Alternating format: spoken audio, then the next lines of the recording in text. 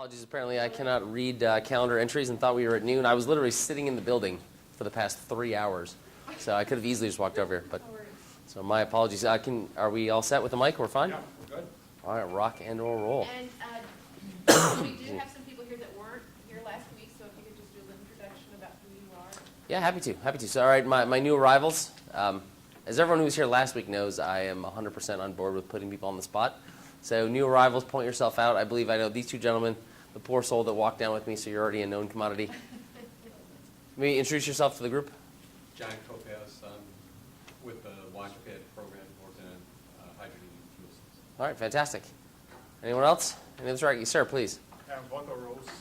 I'm with the APS, the Center for Analytical Materials, studying small materials. I think we met at the value proposition session, right? Maybe? We have, your face is memorable. I know we've spoken before for one reason or another. Yeah, but not last week. All right, no, that's all right. Fair enough. Anyone else? I'm not sure if we crossed paths. Were you here last week? No, not you were. I remember you specifically. Yeah, I wasn't here last week. All right, please introduce yourself to the group again.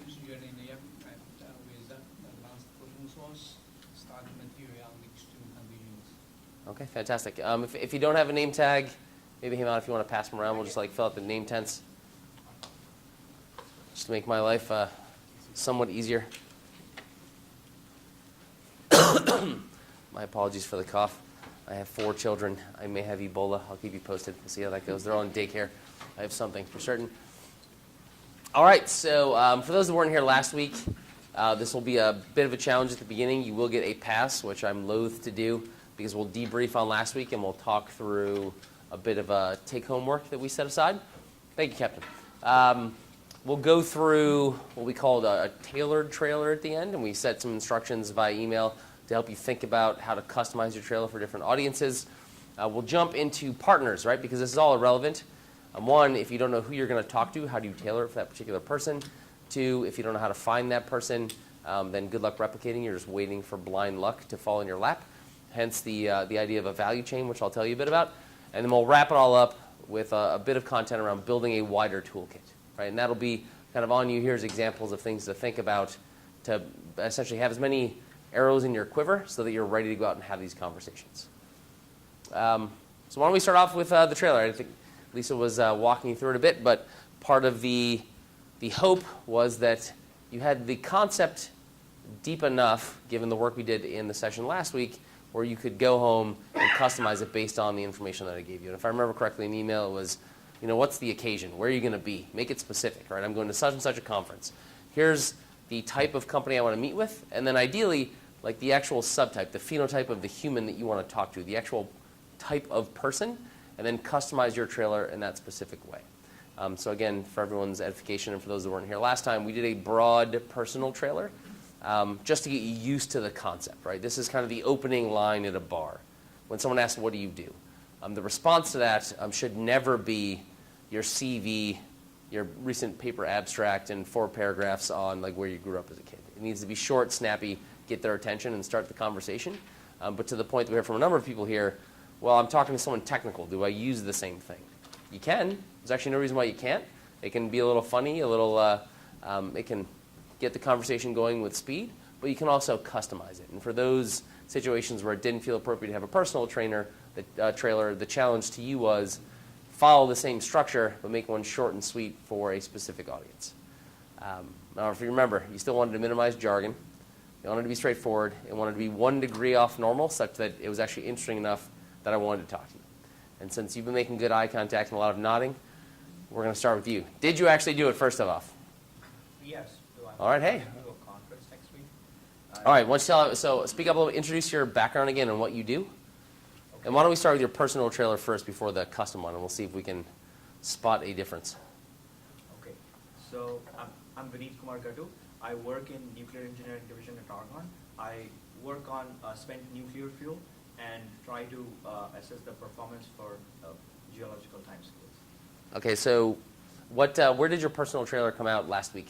Because that was 4 sentences beyond where the personal trailer was, if I remember correctly, you did last time. Yeah. Let's. What do you have?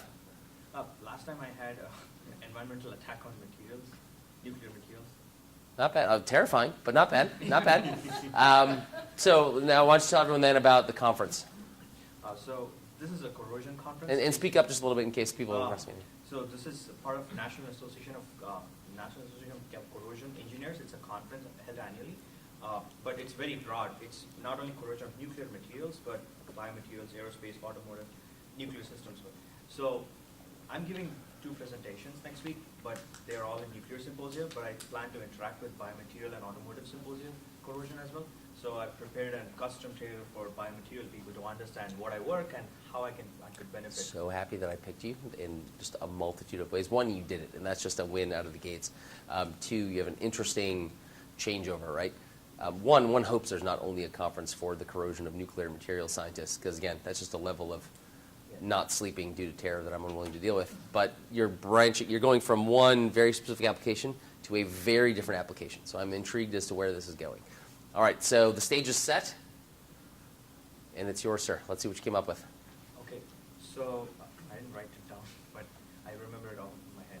So we've developed an electrochemical testing approach to evaluate nuclear materials, but that method can be applied to biomaterials because the service conditions and a material is all required for our approach. So this is kind of... Okay, so what do you think? What do you think, crew? Remember, if you avert your eyes, you're probably in more danger of being called on. So just so you know. Amber, what do you think about that one?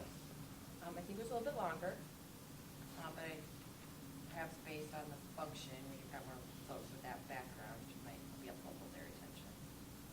Okay, so that's I would agree. I think that was too long. Again, you're in a conference. You're trying to talk to as many people as possible. The goal of this trailer is not to tell them everything about you. The goal of the trailer is twofold. One, help the people that are clearly not a fit for you self-select out. Or if they're like, oh, that's interesting, but not my bag, great, you just saved me 20 minutes trying to convince you. And 2, to be interesting enough to those that might be in the wheel that they actually want to have the conversation, right? But that's usually, they're going to be 1 out of 10. So you want the people that are clearly not a fit to walk away with as fast as possible. Anyone else? Let's see here. Who else was here last week? Alina, what did you think? I personally am not a fan of the word approach in casual conversation. Fair. I think there was a good bit of jargon in there, right? That would be in the startup biz. We would call that a bit of buzzword bingo. There's a lot of very long words that have wide sets of meanings that probably aren't interesting enough to really jumpstart a conversation aggressively. But there's some interesting points in there, right? I mean, the broad strokes. Again, so why don't you say it aloud one more time, and then I'll dive in a bit. I might modify it by the... Please, go. Go. If you can change it up, go. Sure. So we have developed an electrochemical testing approach for nuclear materials, but that can be applied to biomaterials to predict life performance. Okay, why is that? Why is it directly applicable from nuclear-related materials to biosciences? Our approach basically studies a material in an environment. Okay, so that's super vague. Can you be more specific? It kind of accurately predicts the lifetime of a material in any particular environmental conditions. For example, a solution or a chemistry around it. Okay, interesting. So you've got some interesting stuff in there, which I think, so a great way to also run this exercise when you think you have too much or it's too vague is to write it down and then circle the critical part that you're trying to get across and then try to keep boiling that down and down and down until you have something that's a little more plain English and hits to you the excitement, right? At the end of the day, again, I'll take a swag, it'll be horrible, but here it comes anyway, right? You have figured out how to assess these things, right, at a base chemical level in the worst environment possible. I have nuclear materials, it's got to last for damn ever, and so I have to, with high accuracy, understand what's going to go wrong. And guess what? I figured out that can apply in biomaterials. So the stakes, I've done something in a very high stakes way, and I built a system that can do it for this, right? You can say that in a much more eloquent way and find an analogy that works, but those are the 2 critical parts, and everything else around that is window dressing. So can you figure out a way in plain English to boil that down and say those 2 things? So here's your charge. While we're working on the next people, you have, T-minus 5 minutes and counting to try to take another swing at that. All right? Putting people on the spot, it's so much better to be the guy up here than the person down there. All right, who else? Ed, did you give this a shot? I did. 2 for 2. Feeling good. We should stop here. I'll have the best batting average ever. Ed, so why don't we start with what's the occasion? Where are you going that you're going to use it? I don't know why, but I had what we would tell a family member in 8th grade or less. Sure, why not? Again, there's no right or wrong answer to this particular question. So what did Ed say? So when are you going to use this? He said he's going to talk to a family member and wants it at the 8th grade level or less. I don't know why I feel like it was mentioned, but we make a sponge that absorbs oil in the same way your sponge in the kitchen absorbs water. In the same way you can use your sponge to clean dishes, we use our sponge to clean up oil spills. Not half bad. You have my attention. There's a whole set of questions that I immediately want to ask now, and I may, because you guys can't stop me. Right? It depends on the audience, right? So that audience, that's very appropriate. I can, at Thanksgiving dinner, say that to anyone, and they're not immediately going to turn to their other, the uncle on the other side and have a different conversation. You have my attention. That's all you want to accomplish. So let's assume you're somewhere else. You're at you're at a conference of, petroleum engineers. We change a material's properties by focusing on the surface, because all that really matters in life is what happens at the surface. It's a bold sentence. Let's hope not, because I'm in a lot of trouble if that's true. I'll say the following, right? So it's interesting. There's a lot of nuggets in there. The good thing about that, right? I think it was less specific, and frankly, I don't know that's incredibly relevant unless maybe you're talking about your lab and ignore the sponge, and we're talking about with the surface chemistry of something. Okay, that's interesting, and it's a conversation starter. As it relates to the sponge, I guess my point is if you're in a different environment, right? If you are at a conference, if you're in an environmental conference, or if you're at a conference of petroleum engineers, it's a different set of things you can talk about, right? You could actually still lead off with your sponge commentary, and then you can append, because we have the world's leading surface chemistry group, and we've done X, Y, and Z. You could append something slightly more technical, and you're off to the races. You're having a conversation. Because again, you're not trying to convince them to work with you yet. You're just trying to convince them to talk to you. All right, let's see here. One more portal. That went way faster than I thought, so you've had no time. All right, who else? You've been quite engaged, so I'll give you the free pass and leave you alone. Let's see here. Adam? I wasn't here last week. Oh, you weren't? Your previous. That's right. I've seen you enough times, or I just assumed. That's all right. We'll give you unless you want to give it a flyer. I'll give you a pass. I can, but it's up to you. Ed, do it. Sure. All right, fire away, Captain. So, based on our previous, your whole thing last time, Yeah. I had a couple interactions after that I thought were good. I had changed around who I was targeting a little bit with my stuff. So background, this was drone detection stuff. Yeah.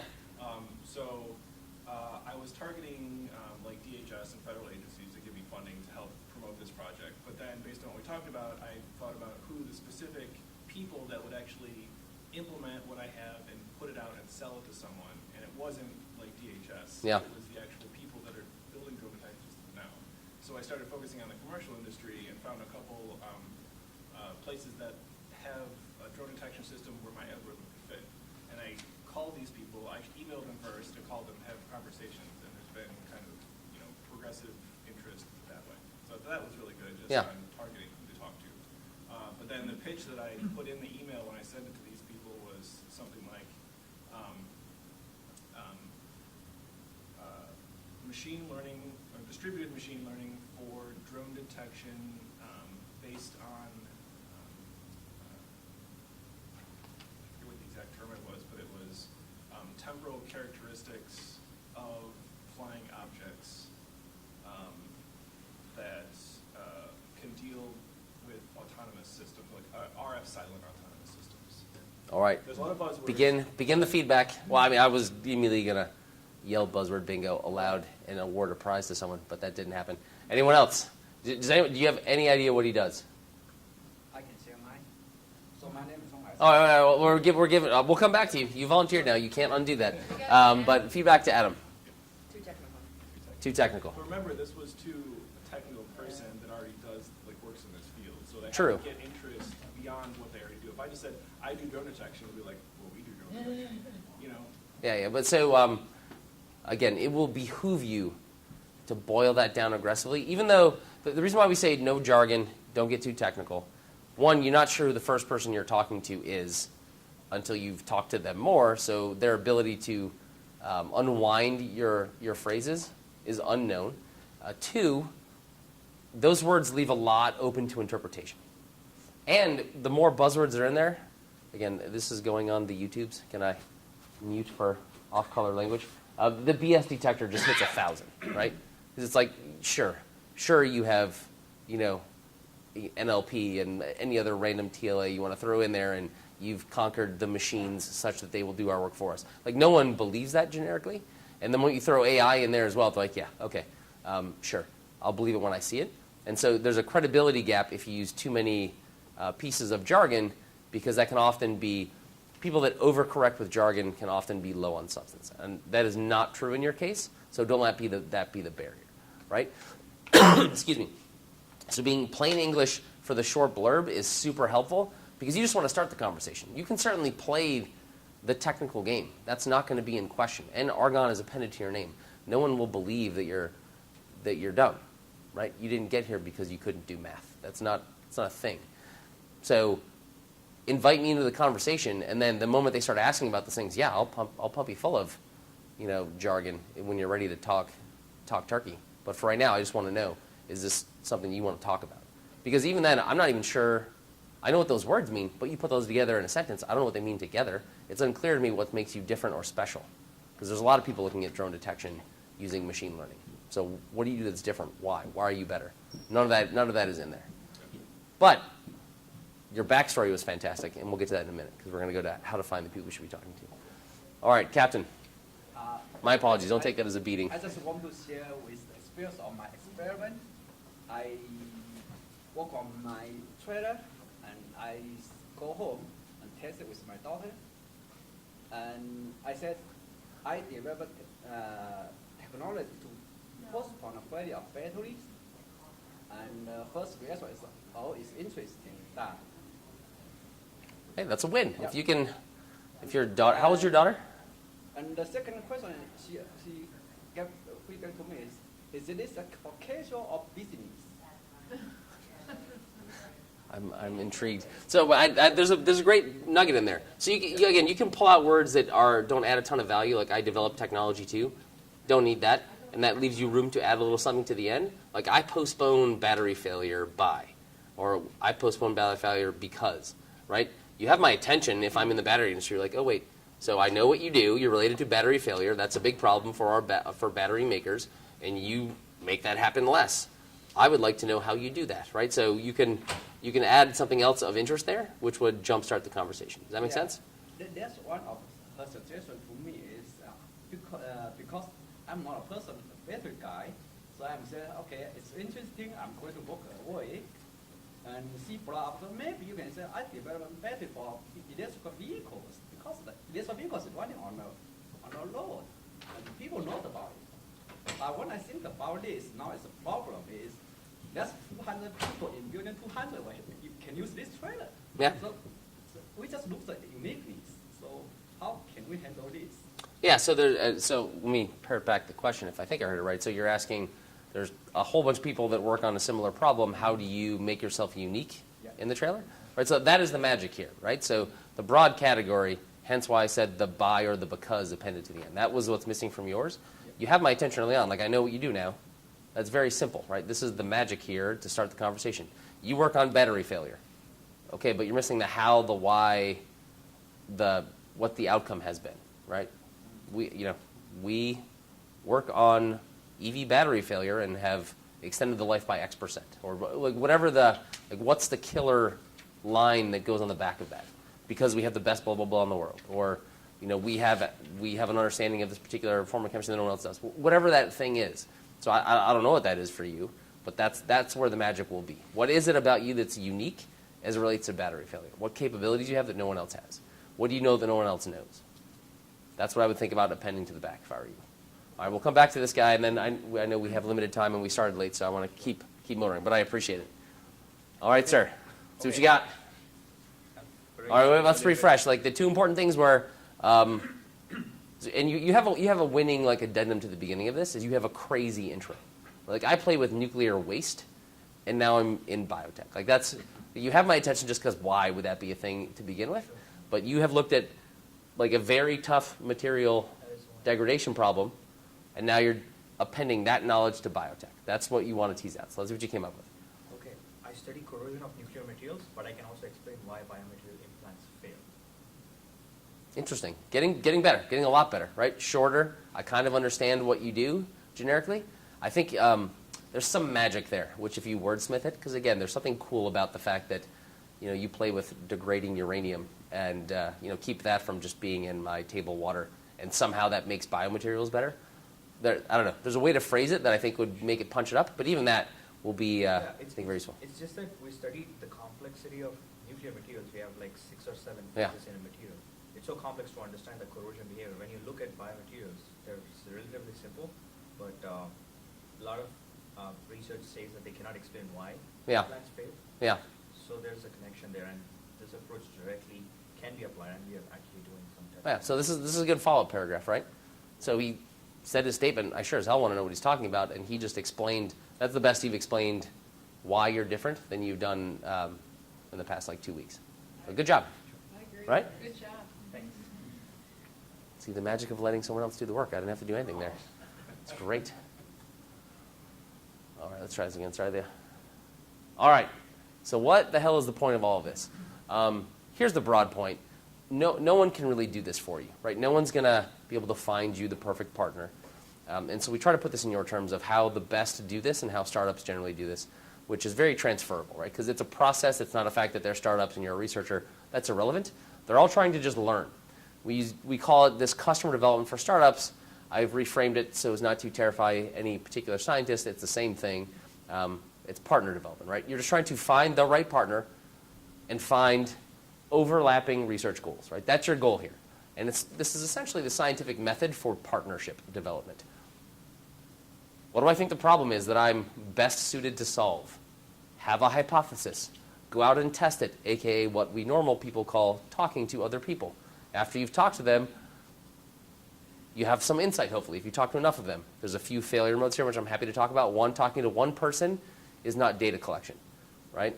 Again, think about what you do in your lab. Do you run an experiment once and call it a day? Right? That has never been the case. So replication is your friend, because one person's opinion is just that, one person's opinion. 100 people's opinions is a data set. So now you can start to think, where do I fit into the world? Revise your hypothesis, because guess what? As smart as you all are and as experienced as I have been going out and doing this, I have, I think, been right out of the gates 0 times. Right? It's going to not be what you think, so go out and talk to people, understand what you just learned, revise, and repeat until you find the right partner. Well, how the hell do you do this? This was the first step, right? Can you actually communicate clearly with people and start that conversation to make this as easy out of the gates as possible? Second is identifying the people you want to go talk with and then re-revising. And that's what we'll spend our time on today. Lastly is building a toolkit for follow-up. Right? What you really want to do is turn this into a process that you're running all the time in the background and just make it as easy on yourself as you can. Right? So I'm a big believer in turning things into processes that I want to replicate so that I don't have to spend time doing the grunt work. And I use Google Docs. I have scripted emails. If I write an email that I'm going to use again, I write it once, I save it as Google Docs so I can cut and paste. I build processes to just make this as easy as I can. I have a one-pager that I'll build, and they want to know more, I just send it out with that same email, such that I can do it at scale. And that's what I would, to the extent that you want to build partnerships, I would suggest building that kind of toolkit for yourself, again, just for time's sake. So, finding your partner. There's 2 main concepts here that I want to cover today, and these all relate back to the value proposition we talked about, to this trailer. And this is, first, I moved this first. There's something called the partner archetype, which we'll go through. Again, this is just advanced stating your hypothesis. And there's something called a value chain. And I moved it around, and hopefully you will see why. This comes to your point in time, right? So there's a concept in business called the value chain. It holds true. You can ignore the fact that it came out of business. The generic idea is there's some broad category of something, and if you look close enough, it actually peels apart into a lot of stuff underneath. Right? So, I'm interested, and I think this would be great for the EV market, so I should talk to Ford. That's almost never the right answer, right? because Ford buys their thing from this other person who buys their components from this other person who buys the materials for their components from this other person. So what are you actually selling? Are you selling a finished car part? Are you selling like a finished bumper to Ford spec? Okay, maybe you should talk to the manager at Ford. No, I'm selling intellectual property that covers a material that's applied in this process to this thing, which becomes a part to that bumper, which becomes a part to that car. Who do you need to talk to? The guy who's making the metal that gets stamped in, who needs this as part of his intellectual property suite to be able to do X and Y faster, right? That's a lot of words. Hopefully that meant something to you. The idea is, what's my compass to find the right person to talk to, or are you just talking to the wrong person out of the gates? So part of that is understanding the concept of a value chain. What is that series of steps it takes to go from the final product that you see actually all the way back to the part where you would jump in, where you would actually potentially have a role? So an example here is, oh, look, I have a new solar technology. I should go talk to, who's got bought my test? Solar City. Right? Oh, they would be great. Solar City is a solar panel financing company. They don't do any of this stuff, right? So is your intellectual property helping them produce silicon faster? Look at all the steps. And these are just the steps as I know it that I could sketch out quickly and I stole from someone else. I don't actually know all the steps. I'm sure there's 19 more categories under this. So which one of these people actually care about what you've discovered? Because it's probably not the person at the end, because they want a finished solar panel. Solar City wants just to buy them from you and put them on people's roofs, right? As long as it performs and hits a metric, they don't actually care how you do what you do all that much. So where exactly do you fit, right? Where's your star? Those are the people you want to talk to. You may want to understand what they're selling all the way at the end, so you understand where you fit in the world. But at the end of the day, you're going to talk to the person who's most likely to engage. And it may be the wafer manufacturer, it may be the person right above it, because maybe they'll pre-treat it with your thing. Excuse me. So here is what we're going to do. We're going to take a couple minutes, and we're going to write out, so pick your first market. So you want to talk to someone, we'll maybe use you as an example. My apologies, you're going to be on the hot seat the entire day. So biomaterials, what the hell does that mean? What kind of implant do you think you might apply to, or you might be able to add value to? Orthopedic implants, dental implants. Okay, let's pick one. All right, so we'll go orthopedic. What kind? It's a big honking area. Knee implants, of spinal surgeries. All right, well, let's stick with a simple one. Sure, let's go hip implant. All right, okay, well, what does that mean? Where does your thing apply? Is this part of their FDA approval process such that goes to the final maker? Is it the materials guy because they want to know how their material applies? Great point. There is no FDA process for implants. That is why it's important that we regulate these implants before it gets into any of the patients. They probably have to get like a 510K, I'm assuming, for their actual implant. There's some sort of... There is, but it's not sufficient. For drugs, it goes through rigorous 15, 20 years process and then it gets out. But for implants, there's no sufficient testing even in mice, animal testing or primates before it actually goes. So I spent enough time in biotech to just say be a little bit careful about that assumption. I'm not a device guy. But just because the process looks different doesn't necessarily... Not sufficient by whose assessment. And if the FDA gives you the thumbs up to sell it, I'm not sure the companies are concerned around what comes next necessarily. But regardless, the point I'm making is you're focusing on implants. What are all the steps in making that implant, right? Because the person who sells the implant may not be the person who makes it, who may not be the person who probably doesn't make the underlying materials. They may be buying them off the shelf. There's a whole set of steps under there. So who is the actual target, do you think? Is the manufacturing company, like Johnson & Johnson, Stryker Corporation. They do make implants and sell it to, insurance. So they don't make the metal. Yeah, this is the question. Do they make the material? Oh, if you... So the question is, what do you do? Where does it specifically apply? So as best I understand it, right, unless you're doing multi-materials and they're modeling the entire device that's been put together, it's one material modeling its degradation over time inside of the body in a reasonably complex way. So it's probably the material maker, right? Whoever is selling the pharmaceutical-grade silicone or whatever the particular underlying material is, they want to know how it degrades so that they can potentially move through approval faster or sell more to other implant makers. That would be my guess. I don't know. But so hence the hypothesis. You start from there. So what I would suggest all of you do, again, pick who you think your first market is. Adam, you may have a leg up here now because you've had tried to have these conversations. Take the next 5 minutes and just make a little flow chart of boxes. Here's the market. Here's who I think the end user is, and keep working your way back. And I will aggressively choose one or two of you to walk us through it in a few minutes. Yes, sir. So I'll just give an example of the same thing, right? So we have a technology. You want to talk about a little bit for?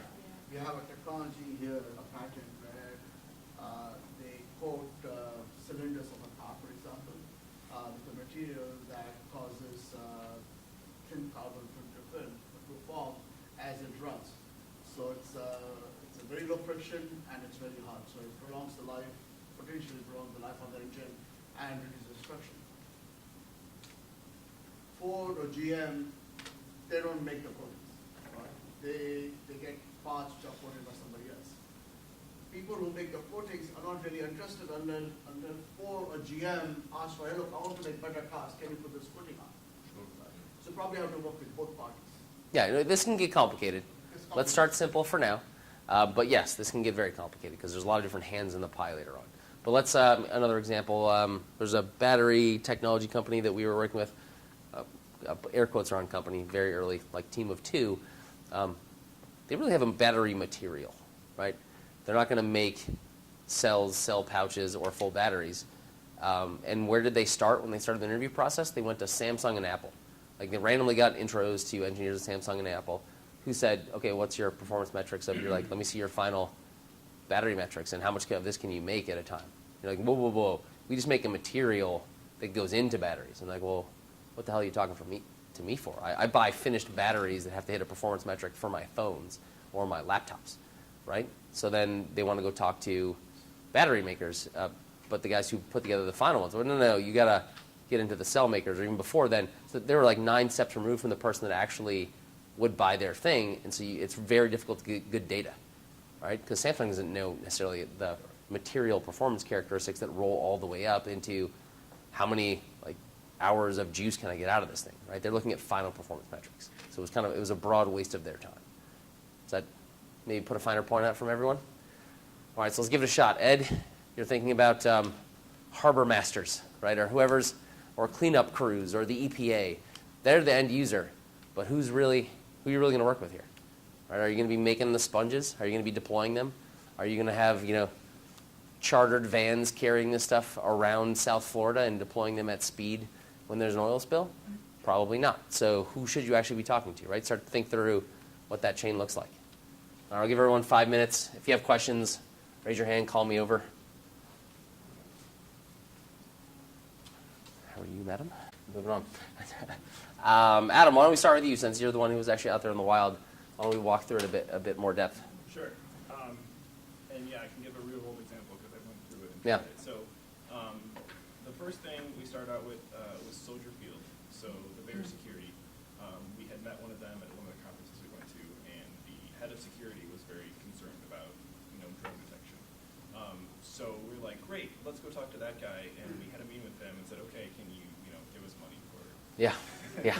It was like, no, we buy, drone detection system. And Yeah. after, talking to them for a while, we figured out they just want to buy this off the shelf from somebody.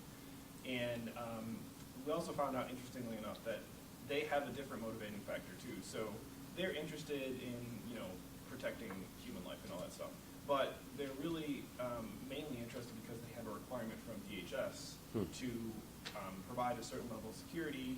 If they do, they get sort of signed off accreditation that this. This feeds back to your biotech comment, right? It's an expensive endeavor regardless, so they won't necessarily set up additional barriers on their own that don't lead to the bottom line, right? They need the DHS to say it before they decide to pursue it. One of the new things the DHS added was this, you have to have some sort of, plan for drones. And because of that, that's why they were talking to us.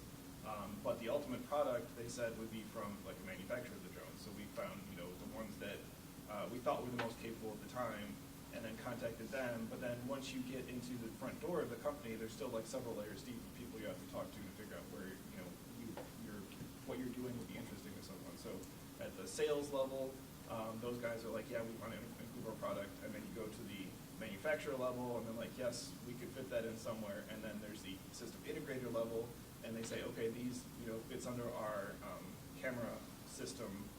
So you talk to these developers, and then these developers want some sort of like packaged up algorithm they can just plug in, and so you really want to talk to the R&D guy for that particular piece of the platform to say, this is how our algorithm would fit into your structure. You guys take it, package it up, and so it can fit through the whole chain. So that's how that works. Yeah, so thank you. That's actually great.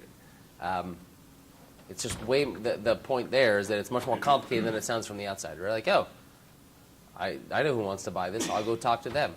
The general answer, usually, again, this is broadly true given who's in the room, that you're working on core technologies, is that you're potentially barking up the wrong tree. The only thing that conversation is useful for is finding out who they would actually buy it from, so they can point you to people to go talk to. Or maybe what the bar is they have to hit. But they're not going to give you a lot more than that, right? And look how deep he had to go to find the person that you actually had to talk to understand what they needed, what they were working with, what they could potentially partner on. Right? You were like 19 layers deep before you got to, and that person actually would do the work, right? So let's see here. We'll come back to you just again. Why not? Please, go. Okay, so talking to the doctors at Rush Hospital and surgeons, they have an implant bank, failed implants, retrieved implants, they keep storing. So they have a problem from different manufacturers. They're coming with different kind of microstructures. Appearance-wise, they look exactly the same. Performance-wise, they're all different. So, well, before you go too far, one good point there to relay is there's this idea of the partner value chain, but there's also different people that are involved and engaged, where the doctor isn't going to buy what you're selling and probably will bring no money to you, maybe. But if they have a bank, they're a potential partner in research, right? Hey, I've got this bank of stuff. I have access to materials across multiple vendors that other people may not have. I have patient records. So there are different pipes in, and talking to that person will give you feedback, oh, these things fail quickly, these fail later, where you should spend your time.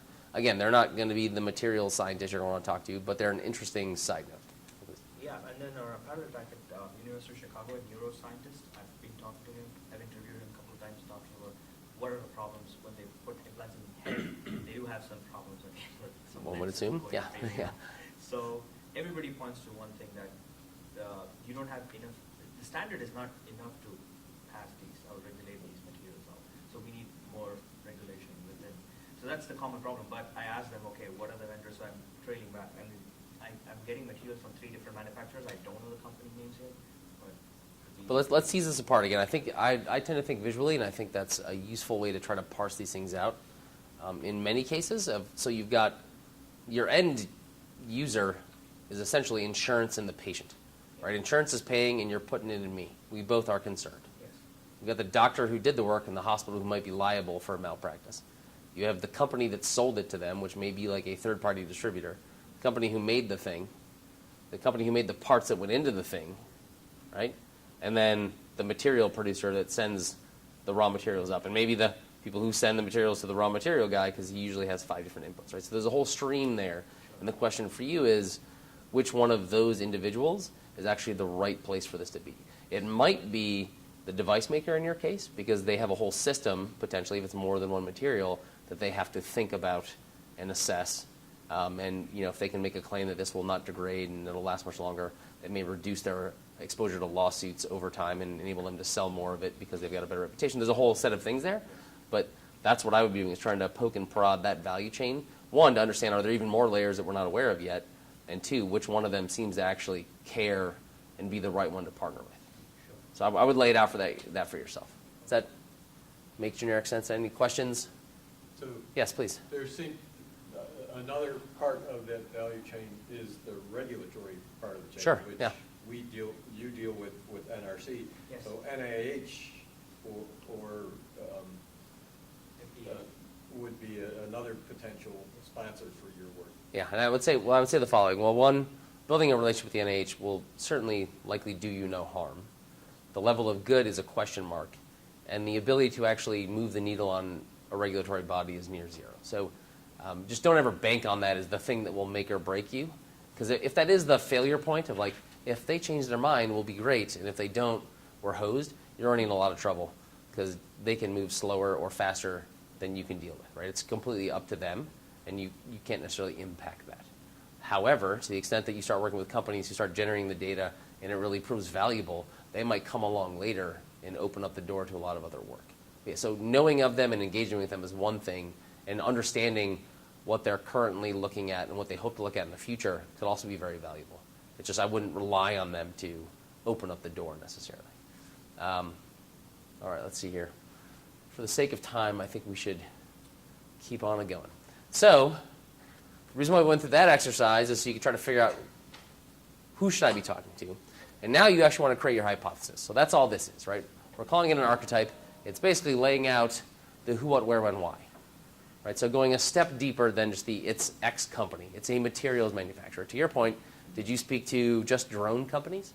No, you spoke to the guy at the drone company, then the sales guy, and then this guy, and this guy. And you worked all the way down to, I need the individuals in charge of R&D as it relates to the camera subsystem at a major drone manufacturer. That is his partner archetype. Those are the people he wants to meet. It's not quite that simple because there's other hands in the pot that become interesting, but you want to boil it down to that. Why? Because you can find those people. Right? Like, I need to talk to a drone company is a hard thing to do. Kind of the equivalent of, I need to talk to Ford. Good luck talking to Ford, right? It's not an individual. I need to talk to an engineer who works on process engineering as it relates to this particular part of the process at Ford. I can find those people, right? That may even be a title I can look up on LinkedIn. I could ask another human for an intro to that kind of person and get that intro, right? Where if I need an intro to Ford, you could be talking to an accountant that does not care. So being specific here, again, back to the trailer. The purpose of the trailer isn't just to start a conversation. It's to let people that don't care walk away to maximize your time. That's also the purpose here. The purpose of boiling it down to this archetype is not just to get in front of people. It's to hopefully help you get in front of the right people and not spend all of your time talking to the wrong people. So we always coach all of our teams, write it down. Just be specific. Again, like you're working on your next paper. Write down your hypothesis. I think it's this person. Go talk to those people. If it turns out they're wrong, change your hypothesis and keep going. Some great things to put together, and we'll send this around as a sheet that you could fill out, right? Who are they? What industry are you talking to? What is the exact type of company? It is a material manufacturer for biotechnology, a company specifically a materials manufacturer for orthopedic implants. You can probably find those people now, right? Because you've elucidated who they are. Okay, those are still big companies. You're going to talk to the company? No, you're not going to talk to Stryker. You're not going to talk to the supplier to Stryker. You're going to talk to the individual in charge of like materials R&D for that company that sells to Stryker, right? So what is that person's title? How do you find more of them? What matters to them? So this is where this ties into your value proposition and to your trailer. So just knowing who they are isn't quite enough. You actually want to have a hypothesis. What does that guy care about? All right, he's the guy, head of R&D for this materials company that sells stuff to orthopedic device implant makers, right? What does that person care about? Let's take a guess. Improve quality and performance. Okay, but you got to be more specific, right? Because that's super broad. That can mean a lot of things to a lot of different people. So what does quality mean in the implant world? Survive longer than expected. Yeah. So the point I'm making here inelegantly is there's probably a set of performance metrics they care about. He makes knee implants. Is it like shock absorption? Is it like again, like be super specific? What are the attributes they care about? Oh, try to inhibit the release of chromium and cobalt. That is what the Okay, I would like not to be poisoned, if at all possible, by my own knee. All right, not a bad place to start. I'm sure there's a way they measure the particular wear in there. Is it like friction that's created against the cartilage on the opposite side of your knee? Is it a whole knee implant? There's a whole bunch of things in there. And then added on top of that, ideally they care about like lifetime. And what are the things that feed into lifetime? Because it's not just it lasts 20 years. It doesn't last because this happens. And it does last because it has this particular attributes. So laying those out become important because now you can edit your trailer, right? What is it specifically that you can do that they can't do now? That's probably a good thing to share with them to get their interest and want to engage them, right? What are their metrics? So this is the point around performance that I was just making. It's not enough just to say they care about the wear or that it lasts for a long time. What are they trying to hit? What's the number they care about? Is it 20 years, 30 years, 40 years? How early to do the surgery, right? I mean, hips wear out after what, like 15 years? So they, I think, generically don't want you to go for a full hip replacement until you're reasonably advanced or seasoned, as it were. Because do you want a hip replacement at 30 and another one at 45 and another one at 60 and another one at 85? I don't even know if that's possible, right? You're just putting a fake hip on top of a nub at some point. Yeah, that's another leg to the research, developing new materials, but making the cost considerably. Yeah, so cost, right? Is that their really big driver? Like they're kind of good enough now and they're really looking for cost, so that's a question. Yeah, cost is a big driver for technical. But again, being specific is your friend here. So what's another thing we found useful is the day in a life exercise. So what does their day actually look like? Like who's yelling at them? Who do they present to? What does that person want to see? What do they spend all their day doing? Are they in the lab like working with the actual materials? The more you know about them, the more you can connect to them and the more you can assess if they're the right fit.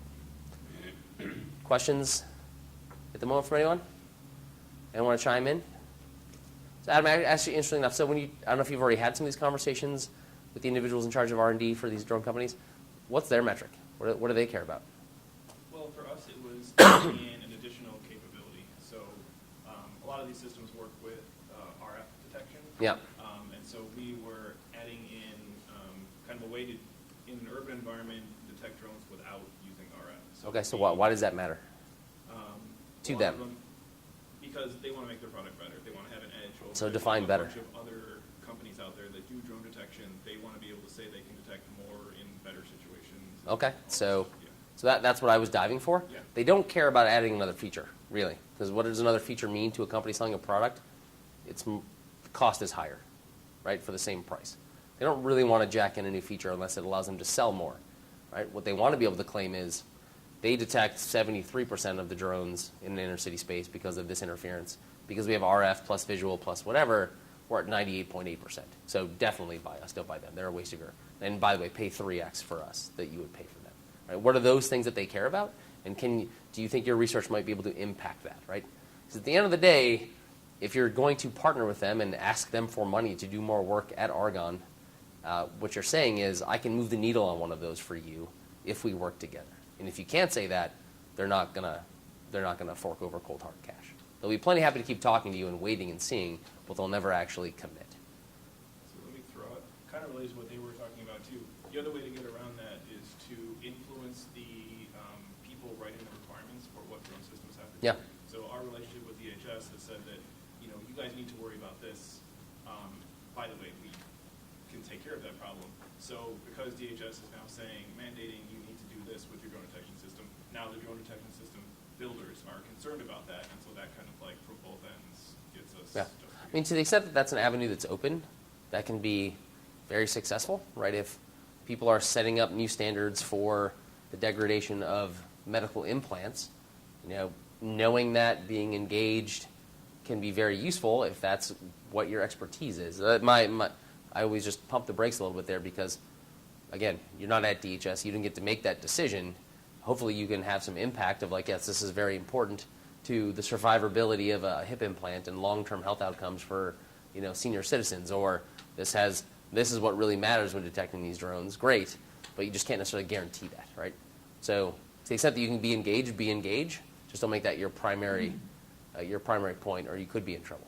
I think that's where we get most success. Out of all the Yeah. projects I've seen, it's having people that write the requirements for DOE or write the requirements for these other places that then trickle down to people to make them care about it. If you're only going for price, it's a lot harder to sell what we're doing at Argonne. Yeah, well, because we're not a cheap provider, right?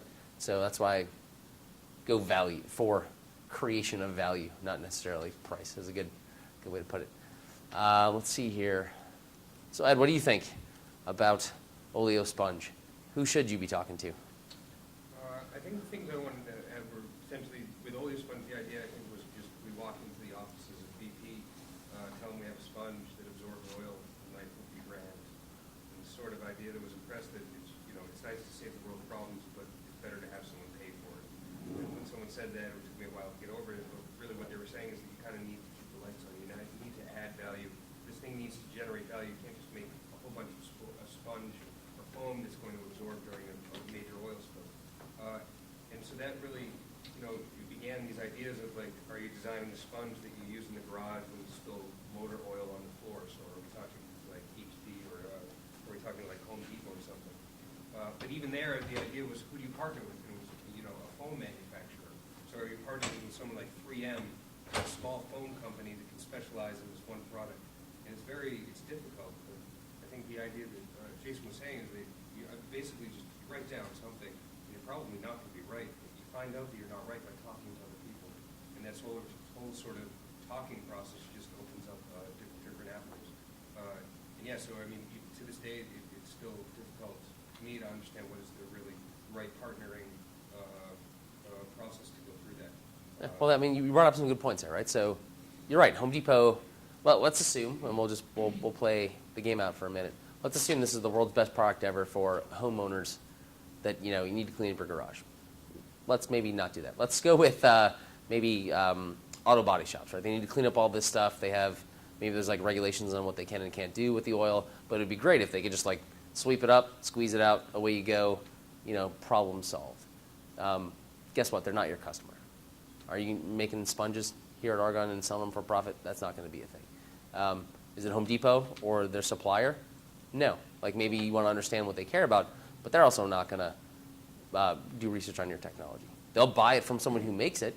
So the question is, okay, we'll find the people who make these types of solutions right now. Well, maybe they're still not the right person because they buy the materials from someone else and they're just packaging them up and marketing them. Okay, we got to talk to that person.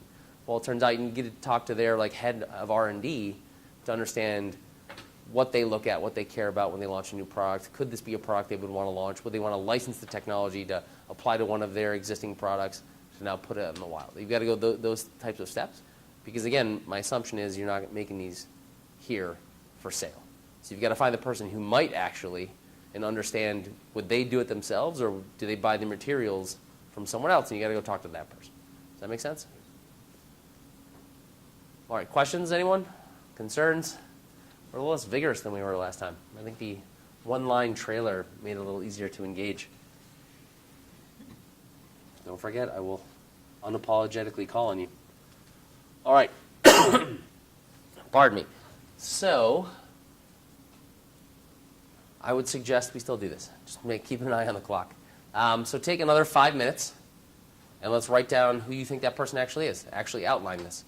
I will flip back to the other slide, and we'll make it 5 minutes. So assuming, let's just take a swag. I think this is the company in the value chain I should be talking to, the organization, the research group. Okay, put a face on it. Who is that person? What is his or her title? What do they do? What do they care about? What are the metrics they look at? What does their day look like? And then I will pick on some people that have not spoken yet to go down here and flip back. Yep. All right. Yes, sir, please. I can go short. Yes. I work on engine R&D, so we do basically engine research for different type of engines, starting from locomotive engines, the big engines that go on the rail, and the truck engines. So my target is locomotive engine companies, GE, EMD. We have one here at LaGrange, and GE is in New York. I'm going to go to the engine group manager, talk to him. His concern is fuel consumption and efficiency, and also meet the EPA emission regulations.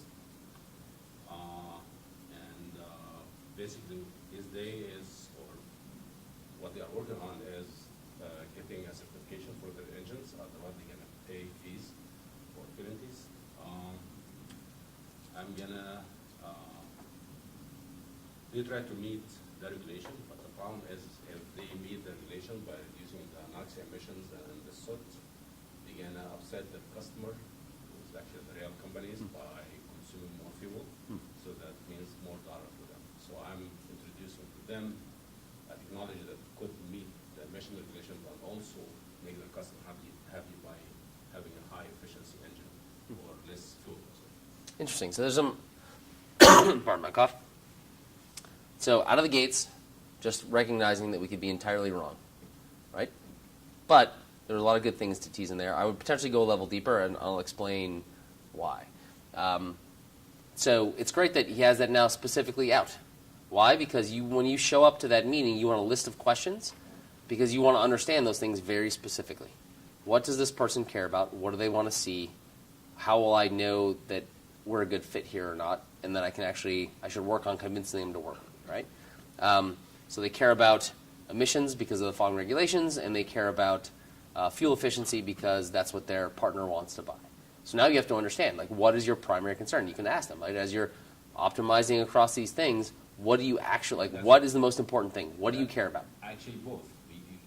You have to. Oh, I get that it's a balance, right? Yeah, But you have to trade guess off what? Whenever between- anyone says there's a balance and there's trade-offs, there's still one thing that they're trying to push usually, right? They understand that it's a balancing, but there's a balance that's tilted, is almost usually the It's case. basically a competition between Yeah. two companies, right? Yeah. How they meet the emission regulations with less fuel consumption Yep. because they're gonna go buy from GE, not from EMD. Yep. Right? So I will introduce to EMD or GE the technology that's gonna make them meet the regulations with the minimum fuel consumption. So what is your technology specifically? Then we can dive a little deeper. Let's say, we gotta use natural gas instead of diesel on high pressure injection inside of the engine itself. And that could actually makes the fuel consumption less because the natural gas fuel is cheaper than the diesel. And also it's more cleaner than the diesel. Yeah. So there's a whole bunch of stuff like tied in there, and it's totally different technologies towards the bolt-on to, I mean, is it bolt-on to existing engines, or is it a whole new rebuild? No, it's on existing engine. Gotcha. Interesting.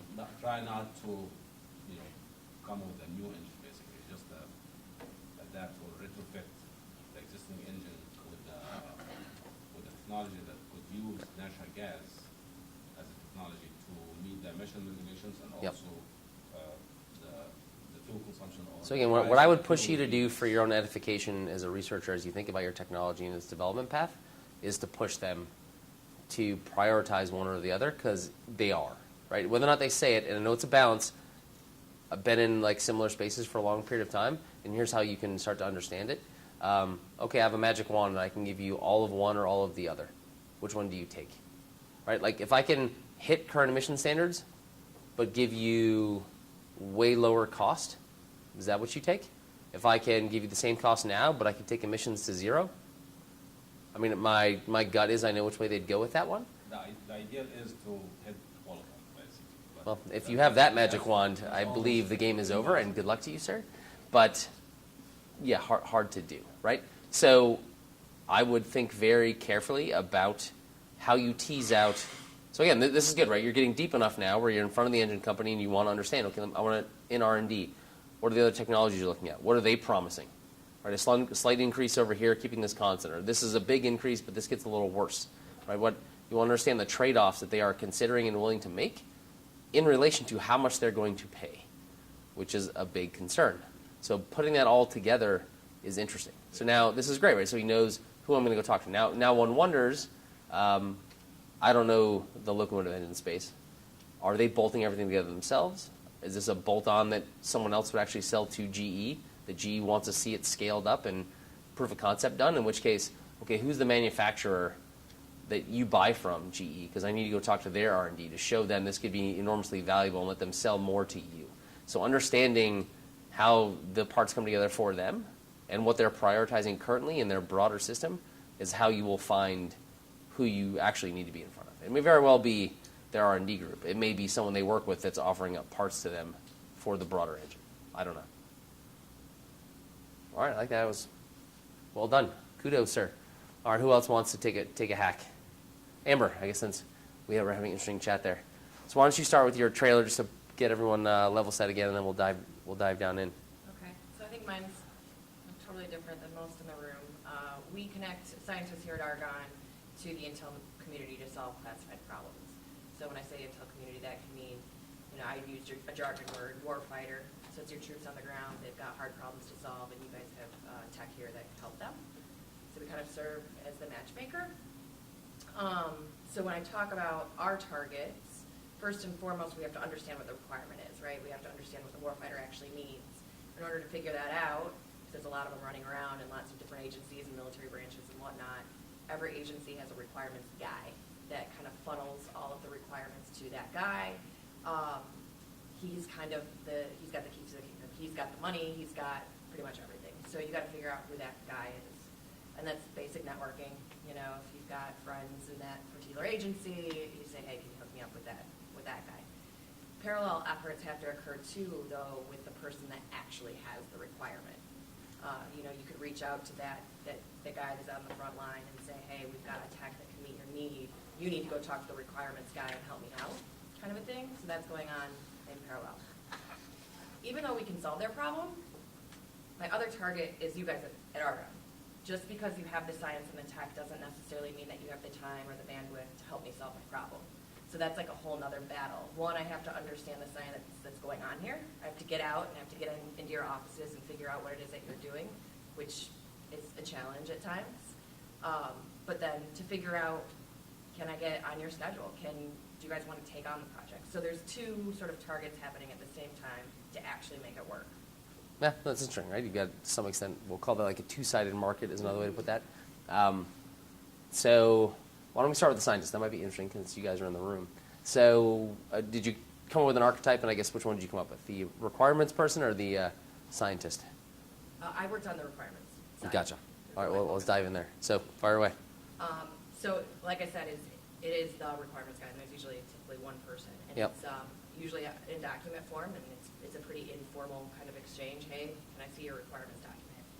They're not always wanting to share that, so sometimes, again, it's a networking sort of relationship building exercise.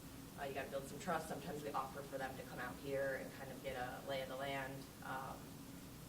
Maybe, I'm sorry, let me pause you for 1 second. It might be helpful, since you actually have like a real individual you can talk about. Yeah. Why don't you, obviously you don't have to share all of their personal info, but just think of one that you've worked with recently, and let's talk about them maybe more specifically. So Okay. they work for an agency.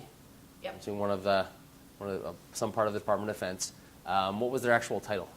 Requirements officer. Okay, requirements officer. Yep. So we have a title. Yep. Hopefully that extends across all the branches of the military and the related. More or less. All right, great. So that makes life a little bit easier. What do they care about? How are they held accountable? So they're held accountable by the commander or the director of that agency. So they're what motivates them is our metrics. How many requirements can they fill Yep. every year? And Well, so here's let me reframe this. If one of our scientists does interesting research that says a technology can meet a requirement, is that enough, or does it actually have to be deployed in the field? Okay, so we've got a mismatch here, which is a problem, right? You're getting great requirements, great insight, unlike maybe some of the other technologies are like, here's exactly what we need. Yep. Sounds great. I have something that might be able to do exactly what you need. Also sounds great. Yep. Problem. I will publish a paper and or provide you some data, and then good luck finding the thing that does exactly what you need. So there's there's an execution issue, right? That's correct, yeah. Right? And a lot of times it's not off the shelf. Yep. So the agencies will fund to get you from where you are to on the shelf if needed. So my point is you have a three-headed monster, Yeah, right? You that's have a requirements officer, a researcher, and hopefully a manufacturer Yeah, right. is interested in partnering to do the thing. Absolutely, yep. Right? Which actually is great for the lab potentially because you can be bringing in new Right. partners, new funding, going after big DARPA grants or whatever the related pool of cash might be. Yep. But now you've got to understand that third party. What do they want? What do they care about? Such that they will actually engage. Right? So I would have, if I were you, I would have 3 partner archetypes thinking about this. Yeah. And I'd be I thinking think about, about okay, that. internally, what's the scientist? So, again, without causing any problems for those in the room, when you think about the scientists, I would assume they'd want to know it's related to research they care about and care about continuing to work on, right? That will advance their careers because there's a chance to publish in some way. May be problematic here since this is classified material, unless they can build a big classified career and bring a lot of funding, maybe not advance their career as much, so maybe there'd be a little pushback there. There's a set of, that's why you want to dive in deep, because again, maybe you can select. There's a bunch of researchers here that maybe this isn't a good fit for, Yep. and there's somewhere it could be a great fit for. So how do I know which ones I should be in front of or not? All right, questions so far? Is this making a little more sense to everyone now? All right, I'm going back to the well. My friend, what about your archetype? Fire away. You actually helped me break it down. But I will So- take no credit, Yeah. because I'm not sure if it's good or not yet. Yeah, there's technology and research going on, and then you have insurance companies selling these devices. But there's, so many partners in between. Talking to doctors, you know what are the problems, but they're just source of communication. And then talking to researchers in the universities, you know what currently they're focusing on. And they're also in touch with the manufacturers, the material manufacturers, not the companies which sell the parts, but the raw material providers and the part manufacturers. So I think the R&D within any material manufacturing company which provides these parts to Johnson & Johnson and Stryker are contact. Okay, so we have a person. What do you think? What do you think keeps them up at night? What do you think either gets them promoted or fired? Get them fired is obvious if the parts are terribly fitting, but get them promoted is if they can find a solution to control the release of cobalt from an interview. I mean, that is what they're fighting right now, to better make the corrosion, I mean, under a certain limit. I mean, the limit is relaxed, but it has to be tightened. So they're working on that. But so they are also representing on the committees for regulatory for making standards. So the companies control the standards, and that's why they're according to what they want for their community.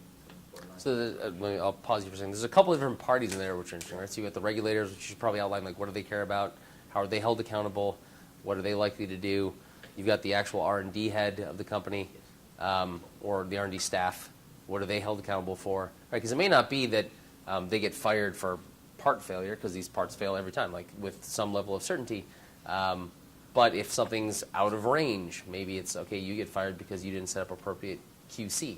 Maybe you're the best quality control tool ever, right? There's a whole set of things in there. So understanding what it is they actually care about. Is it performance? Is it quality control? What is that thing? Is probably very useful. Versus then Stryker, who is buying it and then puts their name on it and is the biggest bag of cash. So when you get sued, you generally sue the biggest bag of cash, not everyone else. So they're going to be on the hook. And they want to see the numbers of, like, here's exactly how I can be certain that this is going to last a long period of time and I'm not going to be on the front page of the Times getting sued because my knee implants all went south after a year, right? I made that entirely up. I don't know. But those are what you want to, that's the hypothesis, and then you want to go test it. Sure. Right. These big companies also have their own R&D, although they do get parts from Yeah. manufacturers, but they do their own R&D. So there is a point of contact Yeah. within these companies, what they're looking for. Good, In but that's their fine. material manufacturing. Outline, but again, then be specific. Outline what do you think they're looking at? What do you think they care about? What are they pushing on at the moment? And then again, so the whole point of this is a hypothesis. I don't know. I don't work for Johnson & Johnson. I don't work for a materials maker. But you set up a hypothesis, you can go have those conversations and ask specific questions around those hypotheses. And then it turns out, oh, I was wrong. They actually care about this. Can I still impact that? Nope. Okay, I've got to go find somewhere else. Or, oh, yeah, no, I can do that. So I should still be here. But that's what you want to be able to understand when you're in front of them. Otherwise, it's just a wasted conversation. And the one thing you don't have is, an abundant amount of additional time, right? All right, any questions there before I move on? I'm going to try to put a bow on this, and we only have 10 minutes left. All right, Operation Put a Bow on It begins. So the reason why I've hit on a couple of different things today was to try to spin out from the concept of this trailer and to put it in context as to why it's valuable, but then also how you think about customizing it and building a set of tools for the partners you want to go meet and talk to. So again, back to this. If the standard here is to state a hypothesis and go out and learn, what you want to do is make this as easy for yourself as possible, because there's no way to just get the answer out of the gates. This takes a lot of legwork. Let's make this simple. So create a toolkit. Here are the things that we generally talk about having in a toolkit. We talked about a bunch of these today, right? So the partner archetype. Who should I be talking to? Where are they in the value chain? So I know if I'm talking to the right person or the wrong person in the value chain, and then you get more specific. Am I talking to the right person or the wrong person, even in the company?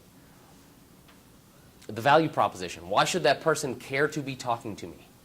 Right? It's one thing to know the person. It's another thing to actually be able to show up and have anything of value for them to want to continue a conversation or even form a partnership around. How do I actually get them to talk to me in the first place?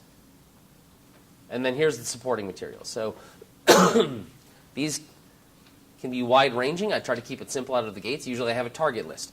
Here's who I think I want to go talk to. I need to add as many people to this as I can, because your hit rate will not be 100%. So I need 100 potentials, and that'll get me to 10 conversations, and hopefully one of them ends up becoming something in the future. Canned emails, right? Again, don't retype the same thing and waste a lot of time. Copy, paste, send, follow up with a phone call, rinse, and repeat. Question lists, right? So because you stated the partner archetype very specifically and what you think they're looking for, ask questions around all that stuff. That's the entire point of the test, right? Try to understand if you are right or wrong. If you are wrong, that's info.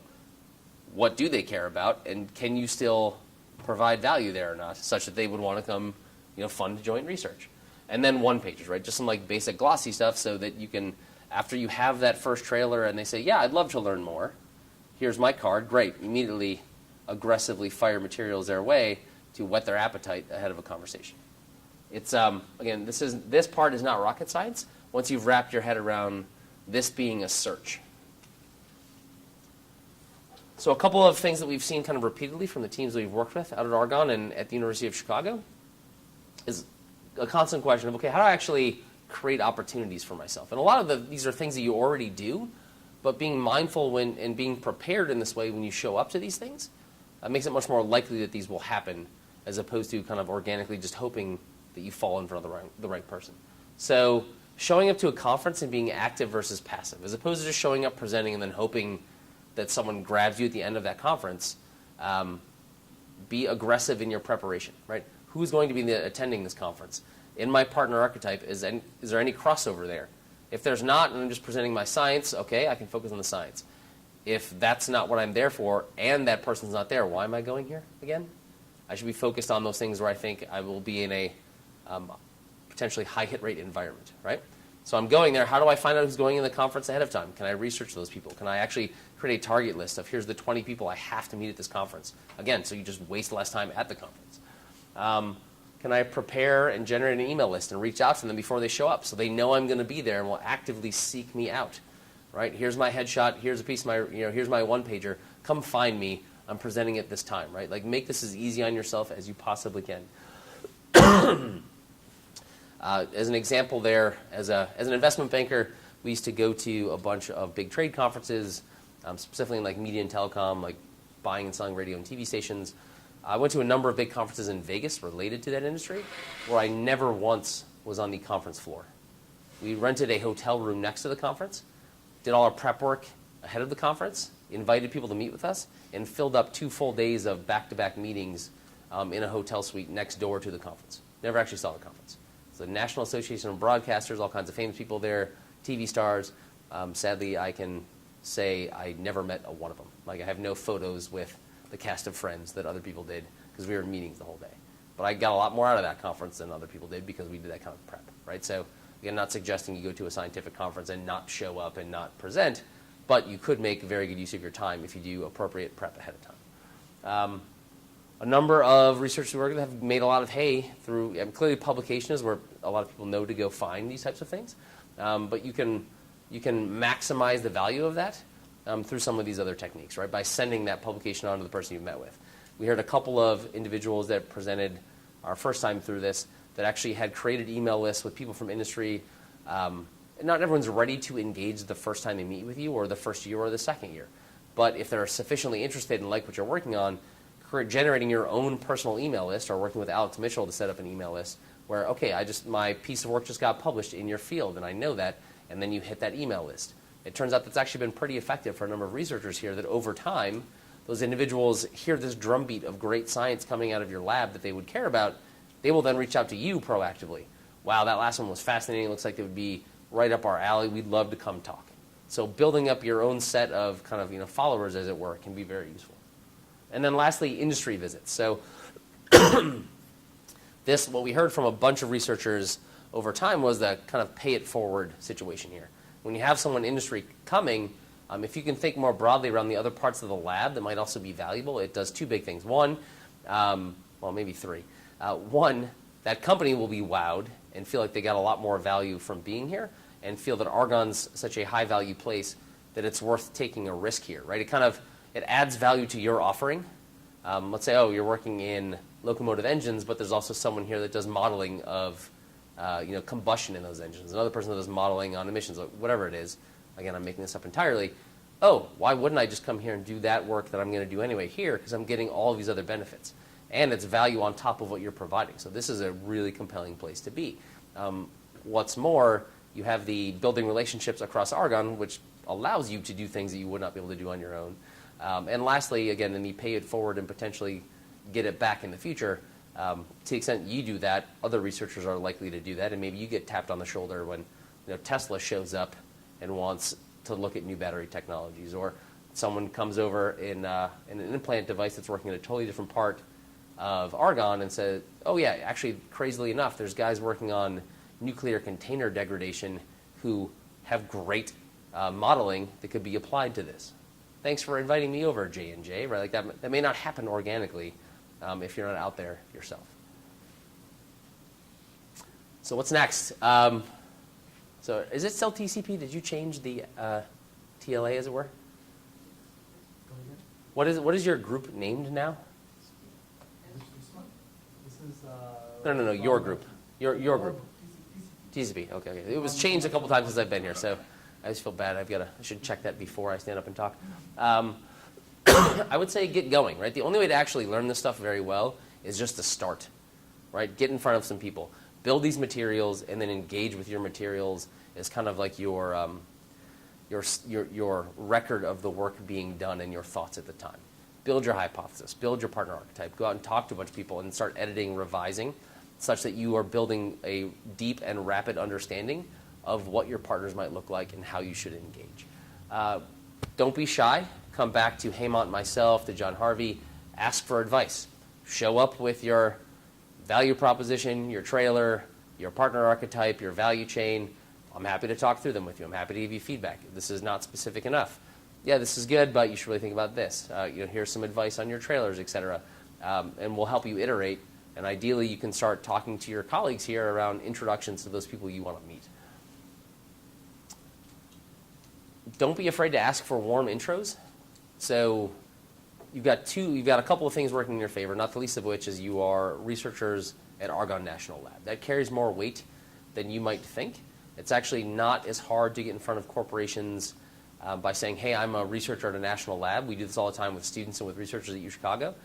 They generally ignore all other email because they always feel like they're being sold to. But if you're, hey, I'm a researcher at Argonne, I'm trying to learn about blah, as opposed to I'm trying to convince you to do something, they're much more likely to take your introduction. And then by far the best is, hey, I'm Vineeth working on this. Jason Pariso knows you well and said I should talk to you. You'll have like an 80% hit rate. And then you can juice that a little bit by aggressive deployment of flattery. So Jason said you're the smartest guy in this industry, and I'd be an idiot if I didn't talk to you. But you will be near 99%. Everyone loves a little flattery. All right. I think we're 2 minutes over. Sorry to go through that at lightning speed and not answer as many questions as I would like. I will hang around for another half hour for anyone that has questions. Otherwise, I appreciate your time. Hopefully this has been useful. And come find us if you need help. Thank you.